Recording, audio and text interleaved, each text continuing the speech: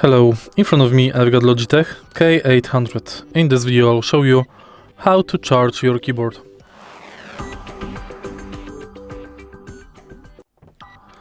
In the original box of this keyboard, the micro USB cable is included. Take a look at the back of your keyboard. Right here we've got the micro USB port. Simply plug the micro USB port to your PC and keyboard and it's done. It takes about 5 hours to fully charge the keyboard. Fully charged keyboard should work 10 hours without 10 days without using RGB and 10 hours with RGB.